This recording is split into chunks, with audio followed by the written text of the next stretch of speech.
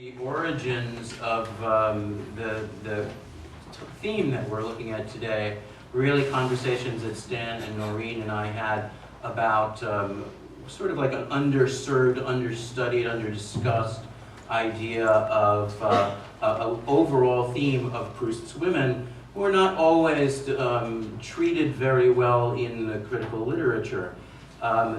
The other part of it is, as you can tell, I get to sit on the podium between Carolyn Weber and Angela Milstein, which is particularly pleasurable and fun. So what I thought I would do is I would start a little bit.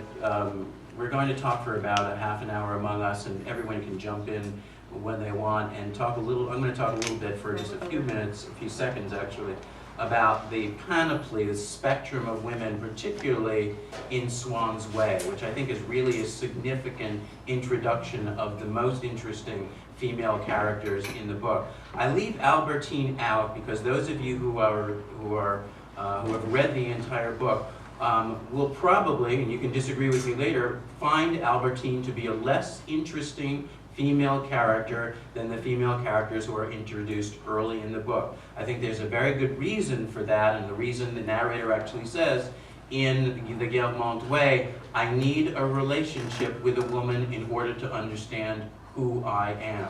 So he gets in touch, he gets Albertine, but it's his book at that point and not Albertine's book. I actually think in the early part, it's a women's book, dominated by interesting female characters, and not dominated, despite the title, not dominated by Swann, but dominated by the women. And let's sort of like just list a few of the characters who I think are the most interesting, not in any particular order. Gilberte Swann, wonderful with that great indecent gesture that, for those of you who were at the conference in 2000 at the University of Illinois, when they were talking about Gilberte's indecent gesture, we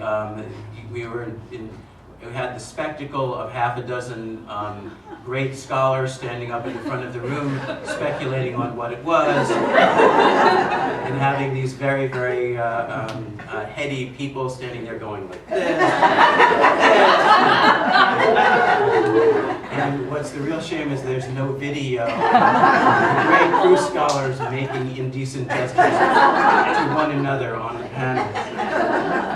Françoise, who we've heard Holly talk about, who is just a wonderful creation, not only in the first book, but certainly in the second book and the third book, when the narrator talks about his relationship with her throughout, and how they just pick at each other over and over and over again.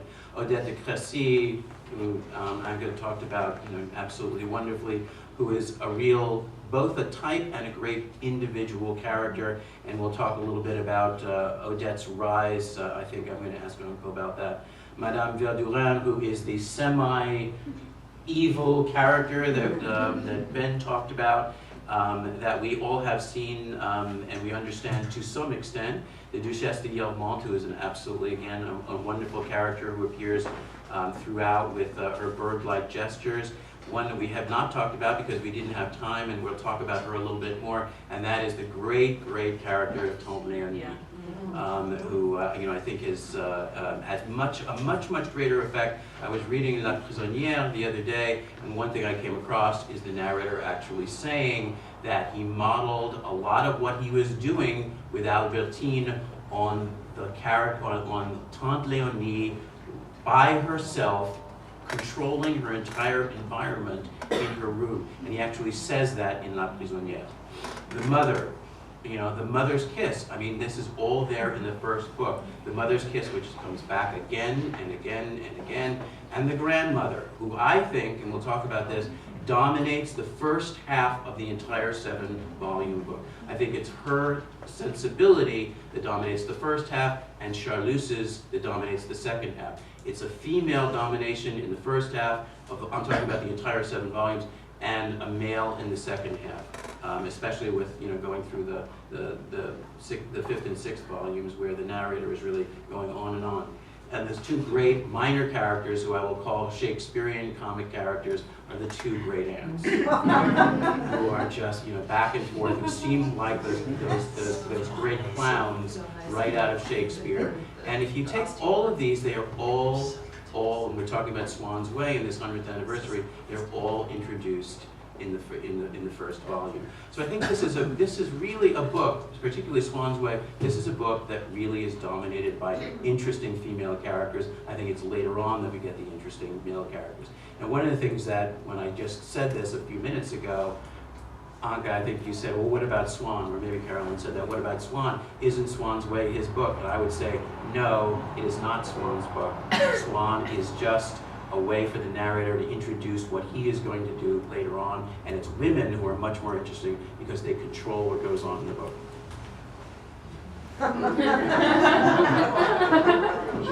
Anybody want to respond to that? No? Yeah, no, one of the things that actually is, I hadn't thought of Swan in those terms before, but I think you're absolutely right. And I think that even with Madame de Guermantes, so much of what she takes as her sort of artistic sensibility and her connoisseurship is derived from her friendship with Swan. Swan, you know, Proust famously said somewhere that the reason that he set about to sort of present the Duchesse de Guermantes and her wit and calling it the esprit méac à Lévis was that he was annoyed by Saint-Simon and how Saint-Simon talked throughout the memoirs about the esprit de Mortemart, which Athénaïs had, but Saint-Simon never provided an example. And so Proust said, well, I was going to show some. The examples he gives are all really bad, but the one person who is frequently mentioned as the other exemplar of the wit of Méac à Lévis and the wit of the Guermantes set, l'esprit de Guermantes, is in fact Swan. So there's also there's a kind of a twinning of him and the Duchesse early on in the novel, but a lot of the best traits, seemingly the best traits that she has, are actually more drawn out and more accentuated in Proust's portrayal of her than they are in the portrayal of Swan. Mm-hmm. So I think you're right that even in that sense he becomes this sort of cipher, or he provides more raw material for kind of building the character of Yann de Guermantes. Well, you might also say that Swan's Way is a very domestic kind of book, and everything takes, what takes place in Combray, in the house of the grandparents, it's sort of normal that it is a woman's world. And the importance precisely of Françoise, of Tante Léonie, of the mother, I mean, but that's sort of normal as opposed to life in the city. Mm-hmm.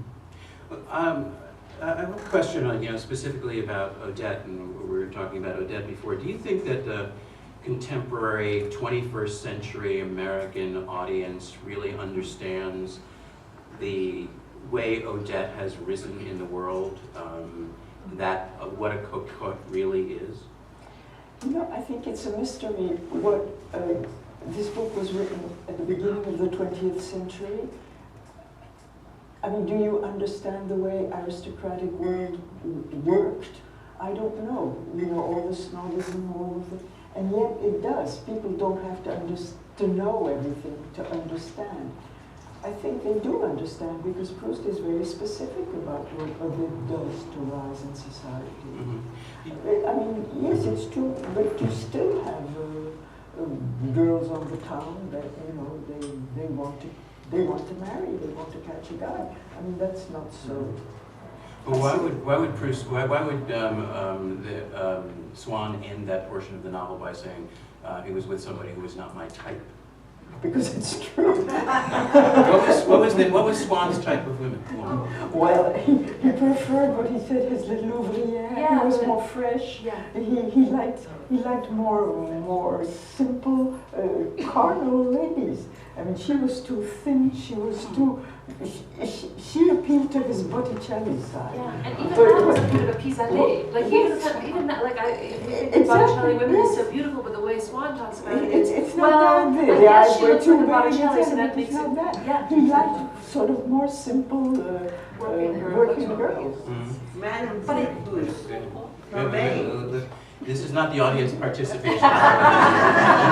We'll wait till that comes up. But I think what you're talking about, Harold, is the idea of class, which in American society we don't want to talk about. And I think that we have a hard time understanding how in French society even today, class is very important. And the fact that at the end of the novel he says, she was not my type, I think at this time in French history, and perhaps even now, really resonates. Whereas with an American audience thinking of rags to riches, that's what you do in America, you go from nothing to something. Odette really represents something that all of us can identify with. Well, it's the typical American story. Sorry. Whereas, no, but I think in France it's much more difficult to do that even today. I think that the class structure is much more embedded and entrenched, and the idea of being a class jumper, leaving your class, marrying outside your class, doing what Odette did, is something that's really almost shocking. But Swan does it too. You know, Swan. But he's a man. Yeah. But he's a man, and it's different. It is different. I think it's also, it occurs to me too, in that in American audiences, unless they understood that cocottes were independent contractors, and that they controlled their environment by taking gifts from a variety of men, whereas Swan was really looking for complete control when he gave things to her. He wanted control, and cocottes were not about to cede control to one man, unless they married. Yeah. Yeah. So they have to understand, and to me, when he says, she was not my type, it was the type that he could not control. He did not merely want a cocotte, he wanted someone that he could completely control.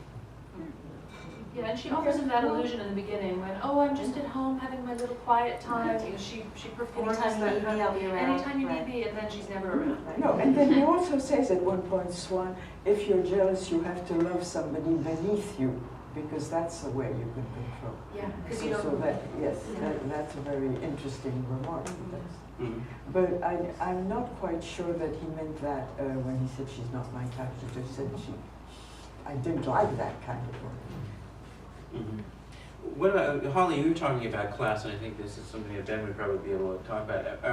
Are you aware when you're reading it, let's talk about reading in French in particular and not the translations, are you aware of the language used by, I mean, Proust is supposedly extremely well known for being able to create the language of all the different classes. So when you're reading it in French, I know you've read some passages really, really closely. Are you aware of that French? Well, I think so. Certainly with someone like Albertine, you understand the crudity of some of her language. But even obviously with Françoise, I'm trying to think of some of the really... With the Verdurin. The Verdurin, they speak in a sort of very argotique way in the salon.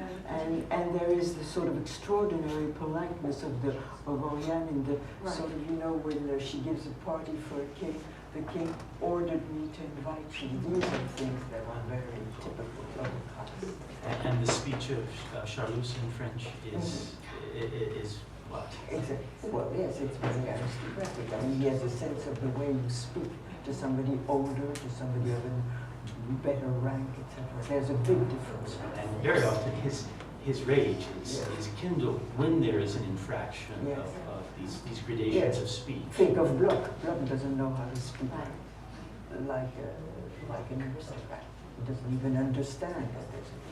And he's got that ridiculous idiom too, especially at the beginning. You know, by the mind of Minerva, I came here to, and who is it? It's the narrator's grandfather who thinks that he's out of his head because he sounds so stupid with that sort of elaborate pretentiousness. But Yeah, I think the great part about that passage is that Bloch actually says, I can't be bothered with bourgeois instruments of like the watch and the umbrella. And in French, both the watch and the umbrella, of course, are references to the temps, which is time. So it's very complicated, but it's brilliant.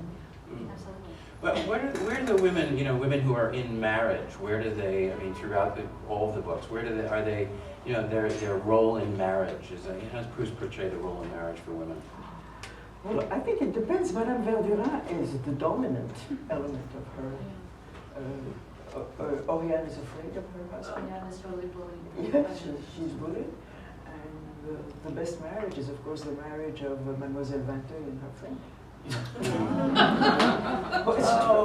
Maybe. What about the Blochs? The Blochs? Yeah, Mr. and Mrs. Bloch. They seem to have a happy marriage, don't they? C.C. Bernard, yeah. Or the narrator's parents even. But the narrator's mother is always placated in the public. Yes, she sort of plays the ignorant little lady. You know, I do remember a moment of what I would call connubial happiness or connubial contentment in the book, and it is between Norpois and Madame de Villeparisis in Venice when we see them together and overhear their conversation, and it's about, oh, the purchase of a bowl, I think, and did you see the morning papers, and what will you be doing today? It is the way a contentedly married couple who've known each other for a long time and who've essentially finished all their conversations would talk. And that is a rare image of marital well-being, and they aren't married. Let me ask you a little bit about your reaction to, in reading Tante Léonie and Tante Léonie's role in in Swann's Way, but her role in the book as well, and what your response to that would be when reading about her, because she's probably the most eccentric of the characters. Well, but I mean, she is sort of introduces a certain type of eccentricity into the novel, but she also has a major role in influencing the narrator and how he's going to approach life later on. The thing I love so much is this idea of them, her and Françoise as the sort of the nucleus that's then repeated with Swann and Odette, this attempt to control the environment, and as you say, in the La Prisonnière, the narrator with Albertine, there's that very hilarious, I think it underscores the degree to which Françoise has, mostly he doesn't talk, I think about Françoise as a medieval language purveyor. He talks about her 17th century language, which is such a strange, and she's like La Bruyère, and she's like Corneille, and that when he talks about the relationship between her and Françoise, there's this whole thing of her using Saint-Simonian adjectives and looking at Léonie as jealously as the courtiers in Versailles tried to read the face of Louis XIV and determining how to behave and how to ingratiate themselves and when was the good moment to ask for a boon. And so there's this comical transposition of kind of from the sublime to the ridiculous. Louis XIV is Tante Léonie in her little room in that little house in town. But then it's taken up in more of a tragic mode with the sort of the doomed attempt of the narrator to control Albertine or even Swann and Odette. But I think more than control, I'm struck by the fact that Tante Léonie is this ill woman, and there's the mirror of the narrator who gets so upset when anything sort of interferes with his routine, but that has nothing to do with control. It's the fact that it's a certain sickness, a certain neurosis. But I think all of it seems to me that so much emanates from, almost as if these rays that emanate from Tante Léonie, because she is the nexus with the Madeleine. She is the person who, and I've always felt that Tante Léonie is the first person that we see to have a salon. Yes. People come to her, she has her at-homes. Eulalie and the, she's the first salon. And her furniture goes to the brothel. Yes, That's her furniture in the brothel. Yes. And I think that, Yeah. No, I actually think that, I do think that, that's, and even the fact that you get. How is this an American view of a salon?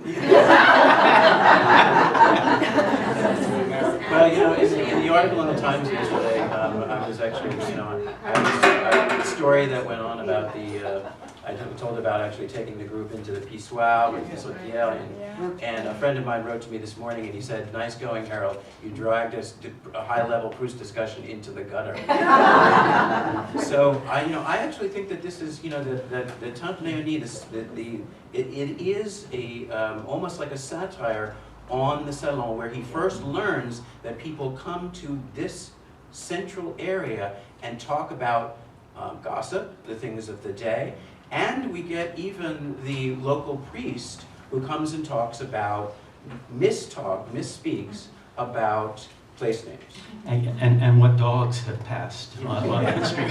In Combray, that's news. And it all has to come into her, and that's where this sort of strange, illegitimate type of salon that he first learns these things about how these things work. And that a lot of these things emanate from there. Well, and she's even received people in her bedroom, which is very typical of the Like 17th Louis century. XIV. Yes, Or, yeah, I think right. everything, it all goes through the center of the tower. But in that intimate Yeah. space of the bedroom. Yeah, yeah. No, I think you're right. I think it is. I think it's a total satire on what the narrator will see later with these, apostles at the table of the Faubourg Saint-Germain.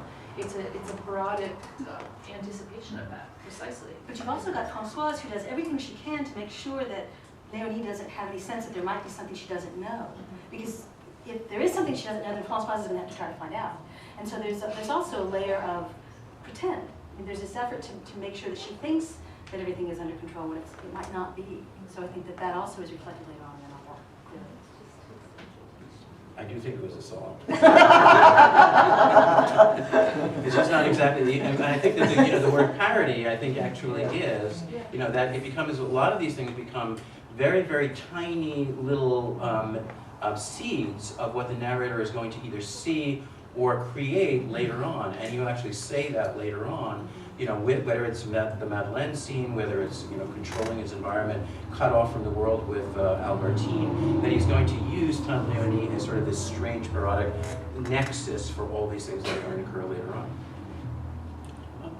I've always been interested in how seldom any woman in this 1.5 million word novel gives birth. There's not a lot of parturition in the past or the present of the novel. Well, there are very few children. There's Gilbert, who appears. She obviously has been raised in the Rue La Pérouse very quietly for the first 8 years of her life and unmentioned. And then, of course, Gilbert has children. She's got a daughter, right? She's got more than one. She's I got. thought it was just the one daughter, Mademoiselle de Saint. Yes, but she has other children too that are mentioned very no. It would be kind of interesting to see how Proust would describe birth. Because he would have to do such detail, because that's the way That's the way the grandmother dies, for Yeah, instance. You yeah. get so much hideous detail of her death. I want to say in your defense with the pissoir, let's not forget that, of course, there's the marquise, the bathroom attendant in the Champs-Élysées, where the grandmother has her stroke. And so, Proust sets this kind of crucial beginning of the end for the grandmother, and another parody of Françoise and her kind of Duchesse de Guermantes like obsession with rank. It's like, no, she's definitely a marquise, and she's definitely a marquise. And then she uses this language of Saint-Simon. I wrote something about this for the New York Times a few months ago, where she uses the language of Saint-Simon and says, well, the marquise's daughter isn't marrying someone from la vie du peuple, the dregs of the people. And again, it's this sort of parody of the way that class relations play out, but it's set in the pissoir. So. See, I actually think that Proust was so enamored of vulgarity that I don't really need any defense in that. But thank you. Because I think Proust introduces over and over and over again, from almost the very beginning, these vulgar scenes that even the narrator doesn't recognize over and over and over again till later on. You've got these 4 vulgar sexual scenes early in the book in Swann's Way, whether it's Gilbert's indecent gesture, or the Main scene, or Le Grandin sticking out his bowing and his butt coming, way out. And these are the vulgarity that I drew people into by doing a reading of Proust in a pissoir in Paris. Was really meant specifically to drag this high level stuff down to a level that we could all understand, and that's really to drag the vulgarity into the discussion of Proust. And I think that the Marquise is another. I didn't even put her on the list. The Marquise is another of those interesting female characters that is introduced fairly early on. It's not as early on as Swann's Way, but is introduced fairly early on as a very interesting female character. And I think that's one of the beauties of this book, is that what we consider to be high level is brought down into the gutter, and what we consider to be really lowly, like this chicken that's beheaded, is brought up to the level of an almost religious object. And so it's that shift that we get in Proust that is so mesmerizing for the reader, and that makes us look at ourselves and our lives and the things that we do every day in a completely different way. One thing that we forgot about, there is no birth, but there is pregnancy. Yeah. Yeah. Oh, the kitchen John's journey. Yes, there is pregnancy, and the pregnancy is really treated very badly. Yeah.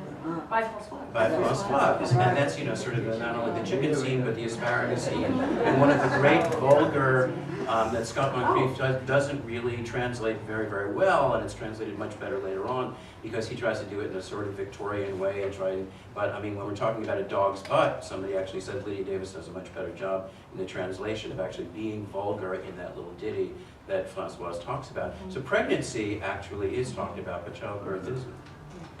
And that's another part of the whole, again, the introduction of women and how women are treated in the book, and you know that one bad treatment of one woman by another is kind of a an interesting part of the way women are portrayed. And Burma is a mother, but maybe has reason to wish that she weren't. That doesn't work well for her.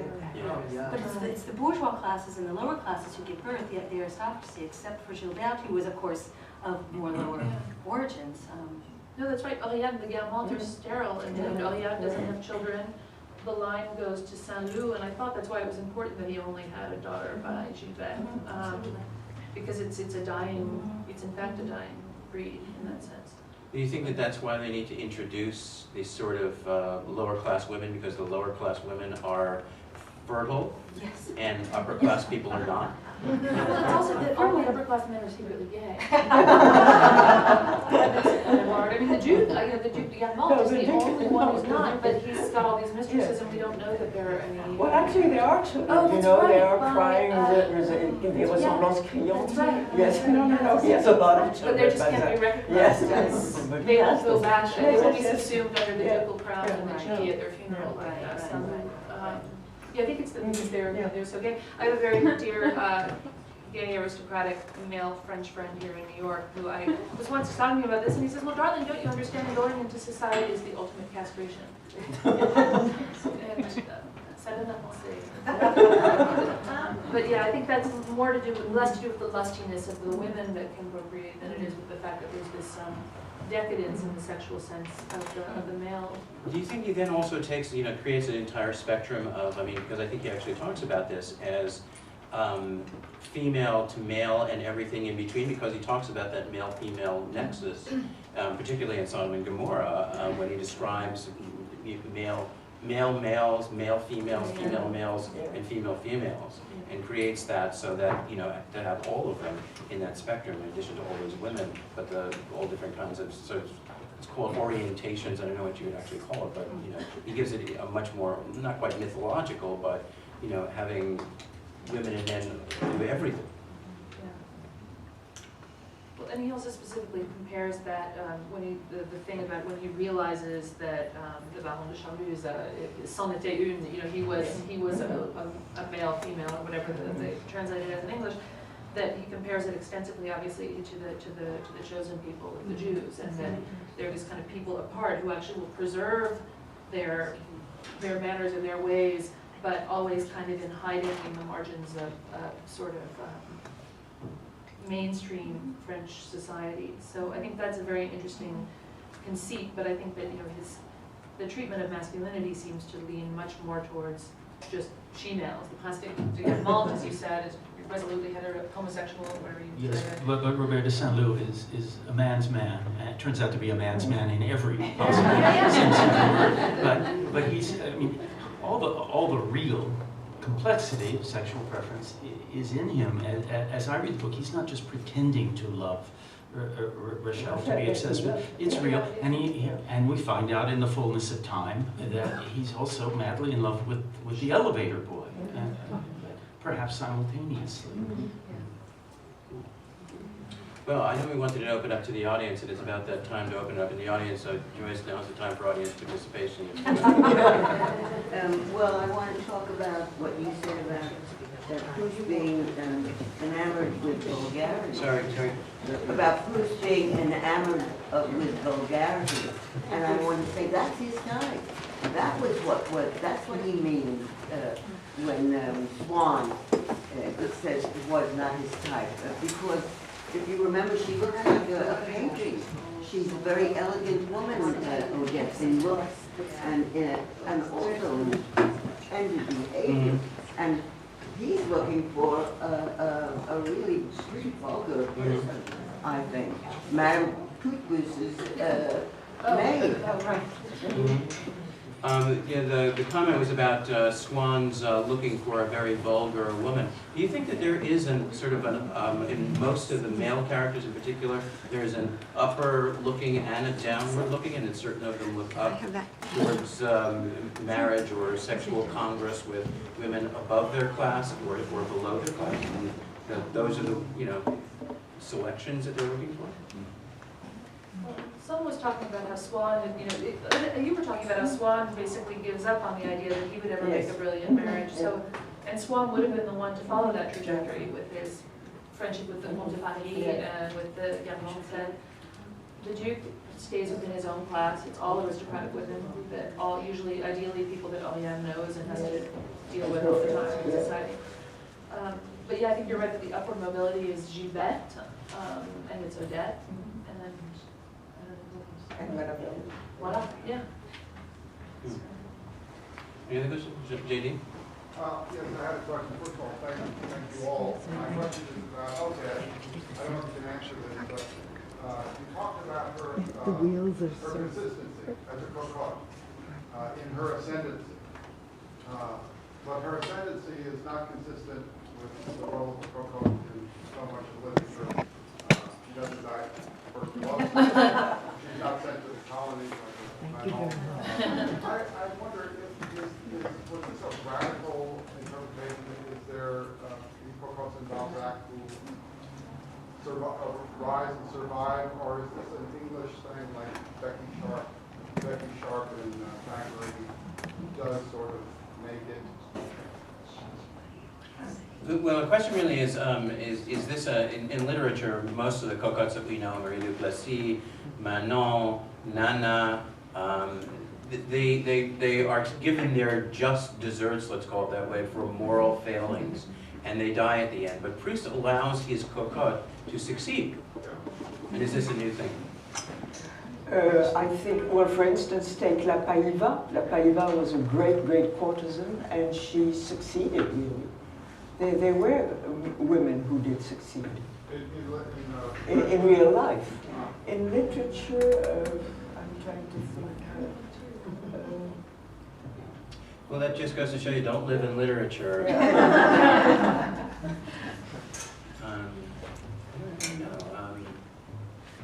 If they're, it may also be the idea. In Balzac, you have Madame du Val-Noble who manages quite well. In Balzac, you have a girl that starts really as a sort of cocotte, but not even an elegant cocotte, and she manages quite well to marry. There's another one too, the one who is the daughter of a Napoleonic officer. I forget her name, but in Balzac, yeah, La Cuisine Bête. No, not in La Cuisine Bête. But in Balzac you have some. The Corsican. No, it's not the Corsican. It's the one. It's in Madame de Rochefide, in Beatrix. In Beatrix, the woman who seduces the husband finally makes a good marriage. I think you're probably also looking at that literature of the 19th century, is that there is a certain either melodrama or romance that you would have to have that person die because of the tradition of that type of person dying for whether it's for moral failings or something like that. But when you would get to this period, probably through a period of realism, that's come through a period of realism, I think you probably would have somebody in literature that would be a break from the past and other literary tropes of romanticism that person would have to die. You don't have to die if it's realistic. Some of them did make it. I mean, it's very interesting to see, when we talk about one of the people on whom Odette was based, and that's Laure Heyman. And she actually, even though she withdraws from the traditional cocotte in her mid-40s, supposedly, becomes a successful artist.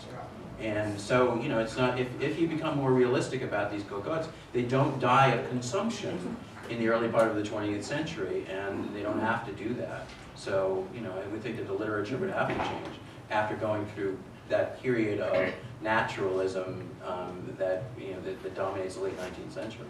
And that Proust is also resolutely against the idea that, that the novel should be illustrating some kind of moral, Yeah. you know, Madame Verdurand, as you pointed out, is, you know, one of the most loathsome characters, and she's rewarded by in the kind of the, One of the greatest entertainers. yeah, and so I think that. I know, yes, it's not worse than the Duchess. I no. mean, they're all horrible. They're all horrible. So, yeah. So he would, I think, yeah, he couldn't Exactly, he have could have everybody now, but- because she deserved it. Yes. Yeah, everybody. They're all hallucinating. No, I think that Madame Verdurand is evergreen, and despite the fact that her real teeth have been replaced by false teeth by the end of the novel at the Bal des Têtes, and she now wears a monocle, she gives every evidence of being immortal and inextinguishable.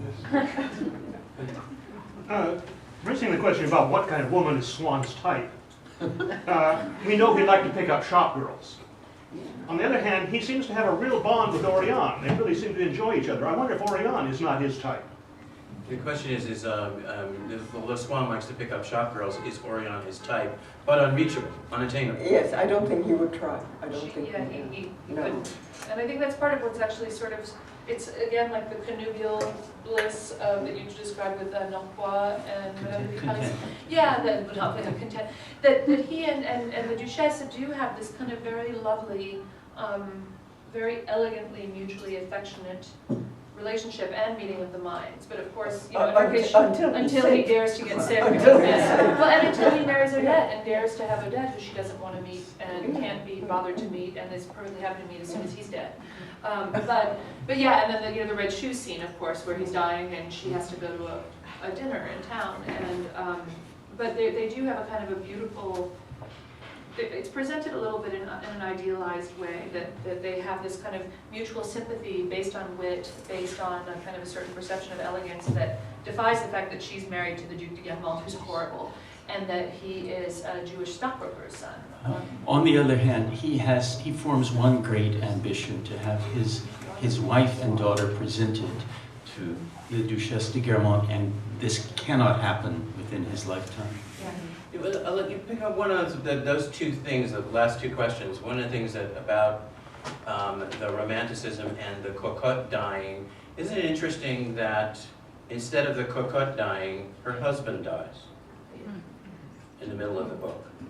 And that you know, his great ambition was to actually have his daughter, you know, accepted in society, and yet sort of the opposite, you know, that he wastes away and dies instead of the cocotte dying. And that may be an additional parody of that romantic novel. Oh, that's great.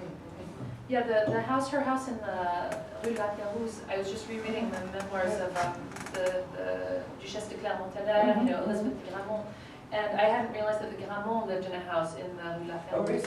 And it's the Duc de Guiche who was the model for Marie Duplessis' lover in the Devil Coming. Yes, So importing that Guiche whole was his. voilà. Was her. So yeah, so importing that whole decorative style It's in her house is another. He's making fun of Yes, that. you're You getting know, but I think you're right, because he's got that kind of poitrinaire and the way he did it. Sarah. When you're talking about marriage, the reason that Tony doesn't want to go to sleep is because she's afraid she's going to dream that her husband will want her to go out for a walk. And I always thought, when some people say everybody is gay in the novel, I thought, would you really feel that subconscious coming out of dreams because of the walk? Or was there, she felt revolted being with him in this company? I mean, Going out for a walk with you. but I just want to know, what did you? Well, the question is when Tante Denis doesn't want to fall asleep because she was afraid she would dream about her husband wanting her to go out for a walk. And then Would constitute death. you know, and whether whether that's a metaphor for, I don't know, what do you want to consider it a metaphor for? Well, if you're linking it to her sexuality, I haven't thought of that. Although I've always thought she and Françoise and that are kind of like Les Bonnes and Jean Genet, sadomasochistic women beating up on each other and locked in a miserable. I think this book's got enough homosexuality.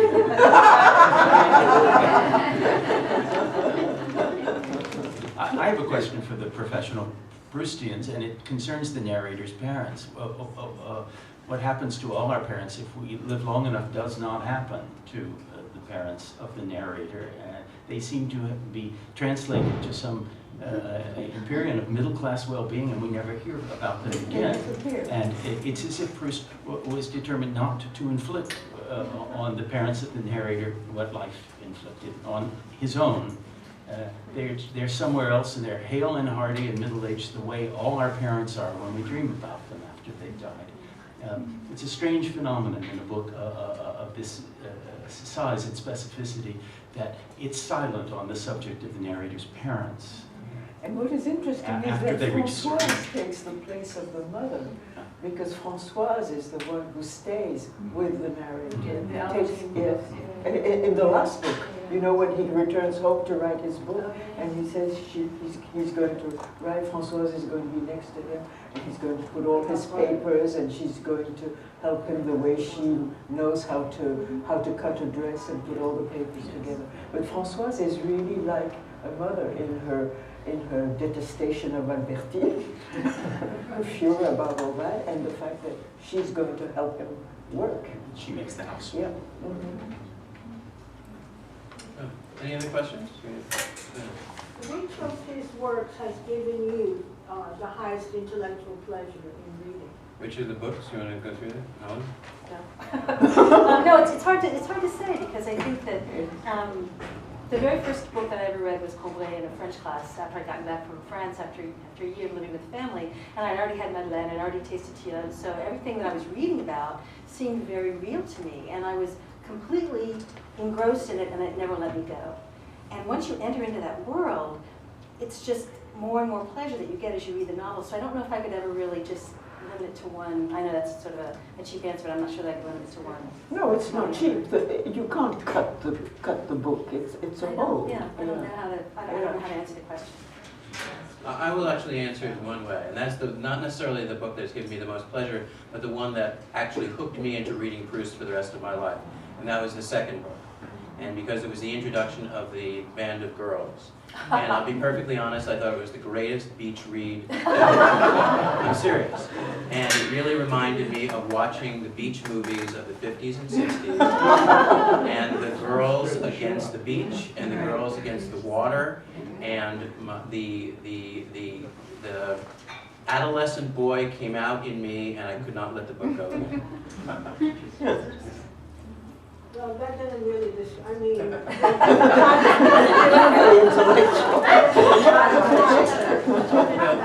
I think perhaps the highest intellectual pleasure, as you call it, can come only at the end, only in the final pages, when you are struck down, you are thunderstruck by revelation after revelation of what this all meant and what it was all leading to. And it's as if the lid is finally off, and you can't possibly read the last volume in any serious way on its own. It is all one novel, but the intellectual rewards, the specifically intellectual rewards of the final 200 pages, I would say, were for me the great revelation, the life-changing part of it, where the wisdom of Proust is distilled and delivered. Any other questions? No? Okay. We have one more. Last one. After. Okay, one of my favorite relationships is between the narrator and the grandmother. Granted, my last reading of this was like half a lifetime ago, so I'm just totally relying on memory, but I remember there was this one scene where the narrator and his grandmother are about to take a picture, and the photograph takes maybe a little bit of time, and I vaguely recall maybe she wanted him to wear a hat or something like that, and he was impatient with her, and then the photograph would freeze forever the hurt and pain that was on her face. That has always stuck with me. I was wondering, since we haven't been talking about the grandmother so much, and I myself have not read beyond the first 4 books, you can talk about her place among these women that are spoken about tonight. I think she's an ideal, you know, like I said earlier, that kind of, if we were in the tradition of kind of moralistic fiction where the bad people had to die in the end, then everybody would be dead, but the grandmother is unfortunately the one who's treated to this tremendously powerful and awful and graphic death scene, and yet she's the ideal, you know, she's quoting Madame de Sévigné, she's the one who doesn't care about kind of frivolous questions of rank or social standing. She's the kind of intellectual playmate and soulmate of the narrator, and with this boundless tenderness for him. Howard Moss said in his wonderful little book of many years ago on Proust that she is to the moral universe of the novel what the speed of light is to the physical universe, and nothing beyond her. Well, yeah, she's also, I think, kind of an interesting character. Remember that she's one of only 2 deaths that you see on screen. The other deaths that we talked about before take place off screen. And the other thing I think is that the sense that the narrator makes of his grandmother's death is quite an interesting one, in that it takes place way, way after the actual death takes place. And when you see the death and his horrific death that he witnesses, the fact that you turn the page, and I'm talking about actually reading, you turn the page and it is ignored for about 100 pages. So you realize that when that comes back, that you as a reader, I mean, the first time I read it, it didn't even occur to me that he should be grieving. When he comes back to the grief, then it becomes in great, great high relief. And that's how I think she becomes, when you talk about her becoming what the speed of light is to the physical universe, that's where I think you realize that the whole first half of the novel is really, she is the moral center of the universe. Okay, well, thank you very much.